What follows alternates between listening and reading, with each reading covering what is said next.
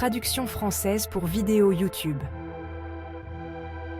Avez-vous déjà été prise au dépourvu par une situation où le monde que vous pensiez connaître s'est soudainement révélé différent?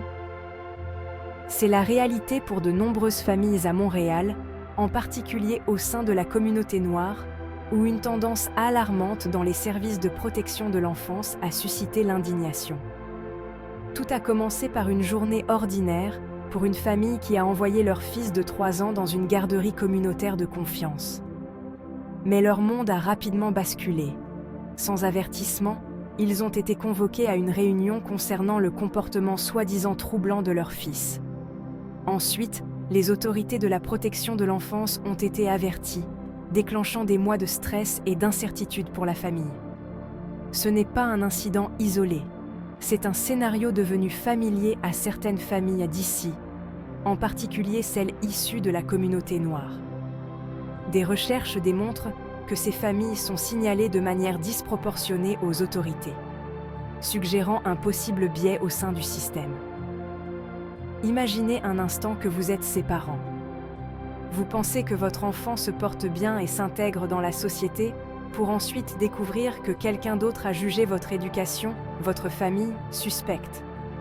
Ce n'est pas seulement une crise personnelle, c'est une remise en question publique de vos droits et devoirs en tant que parents. L'affaire a finalement été classée sans suite. Mais les cicatrices demeurent. Cela soulève une question cruciale. Combien d'autres familles traversent cet examen invasif sans raison? Combien n'en sortent pas indemnes? Et tandis que les autorités locales ont le devoir de protéger tous les enfants, la confiance essentielle entre les institutions communautaires et les familles qu'elles servent s'effrite pour certaines. Cela incite à examiner plus en profondeur si le racisme systémique s'infiltre même dans les systèmes les mieux intentionnés. Parlons de solutions. Il ne suffit pas de signaler les problèmes sans chercher à les changer. Nous avons besoin d'une réforme systémique, d'une transparence accrue dans la prise de décision et, surtout, d'un dialogue solide entre les services de protection de l'enfance et les communautés qu'ils servent. La protection des enfants ne devrait jamais se faire au prix de la séparation injuste des familles. Il est temps pour nous tous de nous lever, de nous exprimer et de veiller à ce que nos systèmes servent équitablement tout le monde, quelle que soit son origine. Car en fin de compte, le plus grand souhait de chaque parent est de voir son enfant en sécurité, heureux et épanoui. Je suis ici pour mettre en lumière ces questions urgentes, en espérant que nous puissions tous faire partie d'un changement pour le mieux.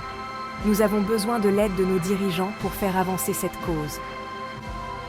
Le Premier ministre Justin Trudeau a exprimé son soutien à une réforme des services de protection de l'enfance, soulignant l'importance de l'équité et de la justice pour toutes les familles.